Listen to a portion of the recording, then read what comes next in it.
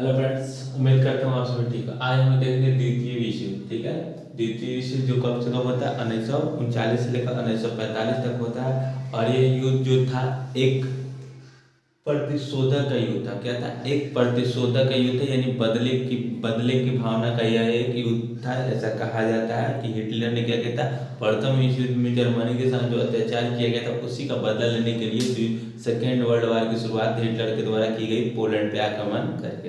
तो इससे रिलेटेड जितने भी पॉइंट्स है सभी पॉइंट्स को हम लोग आज देखेंगे। तो द्वितीय विश्व युद्ध जो कब से कब चला, 1939 से लेकर 1945 तक चला। यह युद्ध जो था एक प्रतिशोधक का युद्ध था। क्या था? एक प्रतिशोधक का युद्ध था। और द्वितीय विश्व युद्ध जो था वो धुरी राष्ट्र एवं मित्र राष्ट्रों के बीच हुई थी। जो द्वितीय विश्व युद्ध था वो किसके किसके बीच? धुरी राष्ट्र एवं मित्र राष्ट्रों के बीच हुई थी। और धुरी राष्ट्रों का उद्देश्य क्या था? साम्यवादी का विरोधी करना। क्या था? साम्यवादी का विरोधी करना, यानी जो पीढ़ी दर पीढ़ी जो राजा बनते आते थे उनका क्या करना? विरोध करना था। किसका? तो धुरी राष्ट्र का मूल उद्देश्य था साम्यवादी का विरोध करना। तो द्वितीय विश्व किसके किसके बीच हुई? तो धुरी राष्ट्र और मित्र राष्ट्रों के बीच हुई थी। द्वितीय विश्व युद्ध क्या थी? तो एक प्रतिशोधक का युद्ध था। ठीक है, जब द्वितीय विश्व युद्ध हुआ तो उस समय इंग्लैंड के प्रधानमंत्री चर्चिल थे। ठीक है, जब द्वितीय विश्व युद्ध हुआ तो उस समय इंग्लैंड के प्रधानमंत्री कौन थे? चर्चिल थे। और अमेरिका के जो राष्ट्रपति थे वो रूजवेल्ट थे। कौन थे? रूजवेल्ट थे। और जब फर्स्ट वर्ल्ड वॉर होता है तो उस समय अमेरिका के राष्ट्रपति कौन रहते थे? वुडरो विल्सन रहते। कौन रहते हैं? वुडरो विल्सन रहते हैं। और द्वितीय विश्व युद्ध में अमेरिका के राष्ट्रपति कौन रहते हैं? रूजवेल्ट रहते हैं। जो द्वितीय विश्व युद्ध जो हुआ था उसका तत्कालीन कारण देखेंगे। इसके जो तत्कालीन कारण था तो जर्मनी का पोलैंड आक्रमण करना। द्वितीय विश्व युद्ध का तत्कालीन कारण क्या था? तो जर्मनी द्वारा पोलैंड पे आक्रमण करना। और आक्रमण करने का मुख्य उद्देश्य क्या था? तो हिटलर जो थे उनका कहना था कि डाउजिंग बंदरगाह एवं पोलिश गलियारा की मांग पर पोलैंड द्वारा इनकार करेगा। हिटलर का कहना था कि क्या है, पोलैंड हमको डाउजिंग बंदरगाह और पोलिश गलियारा अगर हमको दे दे ताकि हम मतलब किसी बगैर कोई युद्ध नहीं करेंगे। लेकिन इनकी मांग को क्या कर दिया जाता है? पोलैंड वाले ठुकरा देते हैं। यानी हिटलर के द्वारा मांग किए गए मांग को पोलैंड वाले क्या करते हैं? ठुकरा देते हैं। जिसकी वजह से क्या होता है, ये हिटलर बहुत ज्यादा क्रोधित हो जाते हैं और ये क्या करते हैं? पोलैंड पे आक्रमण कर देते हैं। कब आक्रमण करते हैं? 1 सितंबर 1939 को क्या करते हैं? पोलैंड पे आक्रमण कर देते हैं। ठीक है, और पोलैंड क्या करते हैं? उनकी मांग को ठुकरा देते हैं। और क्या करते हैं? पोलैंड इंग्लैंड और फ्रांस के साथ संधि कर लेते हैं, यानी जाकर उनसे मिल जाते हैं ताकि अगर किसी प्रकार का कोई भी आक्रमण होगा तो इंग्लैंड और फ्रांस क्या करेंगे? हमारी मदद करेंगे। तो द्वितीय विश्व युद्ध का क्या कारण था? तो हिटलर द्वारा उनके मांगों को हिटलर ने की मांगों को क्या कर दिया? पोलैंड वालों ने ठुकरा दिया। जिसकी वजह से 1 सितंबर 1939 को हिटलर ने क्या कर दिया? पोलैंड पर आक्रमण कर दिया। अगला पॉइंट देखिए, धुरी जो राष्ट्र थे उनमें शामिल देश थे जर्मनी थे, जापान थे, इटली थे। ठीक है, कौन कौन थे? जर्मनी, जापान, इटली थे। जिसमें किसकी पराजय हो गई? धुरी राष्ट्र वालों को क्या हो गई? पराजय। द्वितीय युद्ध में क्या हो गई? ये धुरी राष्ट्र वाले जो थे, जापान जो थे, जर्मनी जो थे, इटली थे, इनकी विजय क्या हो गई? ये पराजय हो गए थे। इटली जो थे ये प्रथम विश्व युद्ध हुआ था तो ये उसमें धुरी राष्ट्र में नहीं थे। ठीक है, ये धुरी राष्ट्र में नहीं थे, वो किसमें थे? मित्र राष्ट्र में थे। इटली पहले प्रथम विश्व युद्ध में किसमें रहते? मित्र राष्ट्र में। लेकिन क्या होता है कि मित्र राष्ट्र में वो क्या करते हैं? वो युद्ध को क्या करते हैं? छोड़कर चले जाते हैं, यानी आत्मसमर्पण कर देते हैं। तो क्या करते हैं? उनको उससे निकाल दिया जाता है। इस वजह से द्वितीय विश्व वर्ल्ड वॉर में क्या करती है? इटली धुरी राष्ट्र का सदस्य बन जाता है। ठीक है, अगला पॉइंट है मित्र राष्ट्र। मित्र राष्ट्र में थे इंग्लैंड, फ्रांस, रूस और अमेरिका थे। ये सभी देश थे मित्र राष्ट्र में। इंग्लैंड, फ्रांस, रूस, अमेरिका, ये सब किसमें थे? तो मित्र राष्ट्र में थे। और धुरी राष्ट्र में जर्मनी, जापान और इटली थे। जिसमें द्वितीय विश्व युद्ध में धुरी राष्ट्र वालों को क्या हो गई? हार हुई थी। अगला पॉइंट देखेगा हिटलर जो थे वो आत्मसमर्पण कर देता है।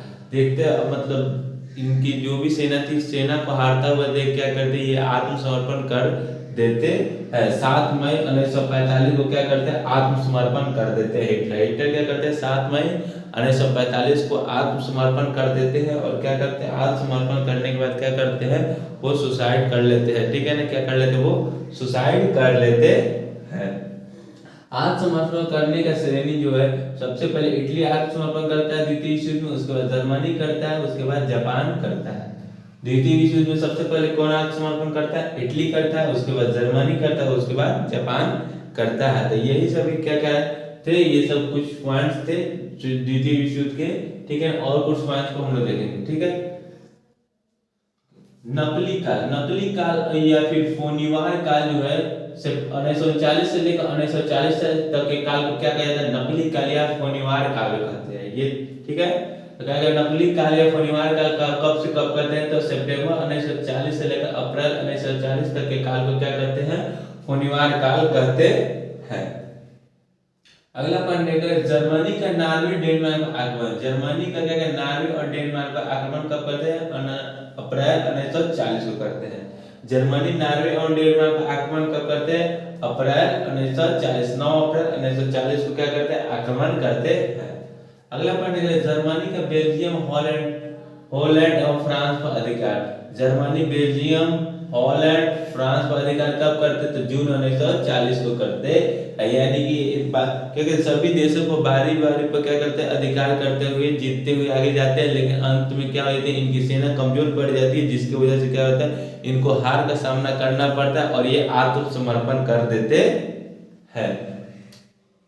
अगला पॉइंट, जर्मनी का रूस पर आक्रमण। जर्मनी का रूस पर आक्रमण 1941 में। जर्मनी वालों ने रूस पर आक्रमण कब किए, 1941 में किए हुए थे। अगला पॉइंट, जापान का पर्ल हार्बर अमेरिका नौसेना पर आक्रमण। जापान वालों ने पर्ल हार्बर के अमेरिका नौसेना पर आक्रमण, अमेरिकी नौसेना पर आक्रमण 1941 को किए, 7 दिसंबर 1941 को।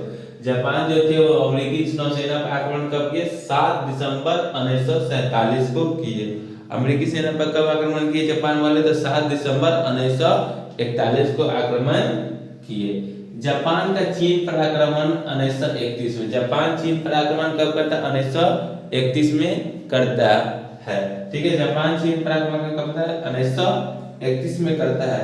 इटली जो है इथियोपिया पर कब्जा 1935 में करता है। इटली इथियोपिया पर कब्जा 1935 में करता है। जर्मनी का राइनलैंड पर कब्जा 1935 में। जर्मनी का राइनलैंड पर कब्जा 1935 में। जर्मनी का ऑस्ट्रेलिया पर विजय 1938 में। जर्मनी का ऑस्ट्रेलिया पर विजय कब होता है, 1938 में होता है।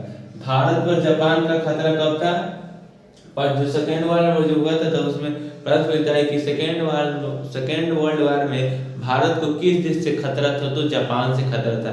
ठीक है, द्वितीय विश्व युद्ध में भारत को किस देश से खतरा था, तो जापान से भारत को खतरा था। तो ठीक है, तो वही कह रहा है कि भारत पर किस देश का खतरा था द्वितीय विश्व युद्ध में, तो जापान से खतरा था। हिटलर क्या करते हैं, 1938 में म्यूनिख समझौता कर सुडेटलैंड पर अधिकार करते हैं। 1938 में क्या करते हैं, हिटलर म्यूनिख समझौता का क्या करते हैं, कर सुडेटलैंड पर अधिकार करते हैं। किस समझौता के तहत सुडेटलैंड पर अधिकार करते हैं, तो म्यूनिख समझौता के तहत सुडेटलैंड पर अधिकार करते हैं। 1939 में चेकोस्लोवाकिया पर कब्जा करते हैं। ठीक है, 1939 में हिटलर किस पे कब्जा करते हैं, तो चेकोस्लोवाकिया पर कब्जा करते हैं। ठीक है, और म्यूनिख समझौता के दौरान इंग्लैंड का प्रधानमंत्री चैम्बरलेन थे। म्यूनिख जब समझौता हुआ था उस समय इंग्लैंड का प्रधानमंत्री कौन थे, तो चैम्बरलेन थे। कौन थे, चैम्बरलेन। ठीक है, ध्यान रखिएगा इसको, कौन रहते हैं, चैम्बरलेन। विश्व शांति के लिए जब ये सभी देख लिए तो क्या हुआ, इस युद्ध में भी बहुत ज्यादा क्या हुआ, बहुत ज्यादा क्षति हुआ। इसमें बहुत सारे गोले बारूद का प्रयोग किया गया, बहुत सारे हथियारों का प्रयोग किया गया। इसमें कई लाखों बहुत सारे लोगों की जान चली गई और ये युद्ध बहुत ज्यादा पनपते जा रहा था। तो इस युद्ध को रोकने के लिए अमेरिका के राष्ट्रपति रूजवेल्ट ने एक संगठन बनाया जिसका नाम था यूएनओ। उस यूएनओ के संगठन 24 अक्टूबर 1945 को करते हैं। कब करते हैं, 1945 को करते हैं। और इसमें कहा गया है कि कि आज के बाद से कोई भी देश किसी दूसरे देश पर हमला नहीं करेगा, ठीक है। उसको किसी भी मतलब उसको बातों से सुलझा दिया जाएगा, ना कि किसी प्रकार का कोई भी युद्ध किया जाएगा। और उस समय से आज तक कि कोई भी देश किसी देश पर ज़्यादातर आक्रमण नहीं करते, ज़्यादातर कोशिश करते बातों से सल्टा लेने के लिए, क्योंकि ये क्या कि इस संगठन के तहत क्या कहा गया कि आज के बाद कोई भी देश किसी दूसरे देश पर मतलब आक्रमण नहीं करेंगे। अगर ऐसा होगा तो उन पर कुछ क्या कहें कदम उठाया जाएगा। तो यही सभी कारण थे द्वितीय विश्व युद्ध के, सभी पॉइंट्स इंपॉर्टेंट थे, ठीक है। एक एक पॉइंट अच्छे से नोट कर लीजिएगा, ठीक है। उम्मीद करता हूँ वीडियो अच्छी लगी।